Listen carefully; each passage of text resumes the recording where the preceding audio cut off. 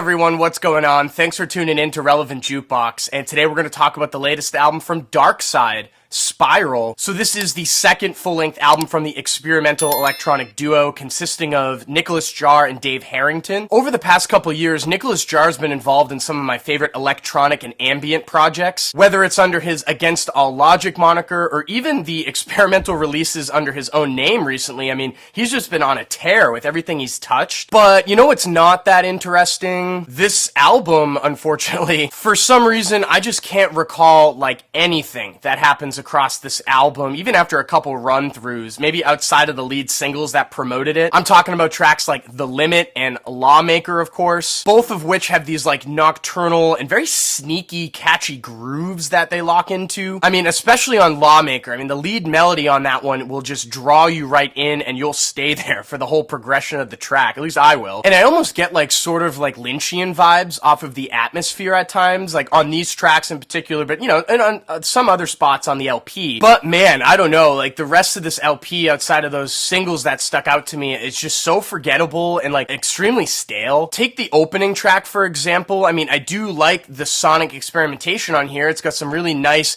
weird laced noise bits in there. But I mean, the groove is just locked into this stumbling groove that doesn't progress in an interesting way. It almost kind of reminds me of like a less interesting version of Gyroscope from Boards of Canada's Gio Gotti. And what really sticks out like a sore thumb on this track, but also the rest of the album, is like the vocals. They just sound like extremely awkward and out of place on here. I mean, it really stops me from enjoying a lot of it. And you know, usually I'm not too picky with singers overall, but I mean, I don't know, this just doesn't work for me, especially when the grooves are this stale and just the vibe is just like stuck in itself. So, I mean, not a terrible album by any means, but I mean, I really expected more from this duo over here, especially given the interesting body of work Nicholas Jar's been involved in recently. But yeah, this one just kind of goes in the forgettable bin for me. And with that being said, I'm feeling a 5 over here on Spiral. So for all you collectors out there, this did get a nice vinyl treatment through the people over at Vinyl Me Please. It got a limited sea glass pressing. But if you didn't want to shell out $50 for that, or you're not a Vinyl Me Please Club member, I totally get it.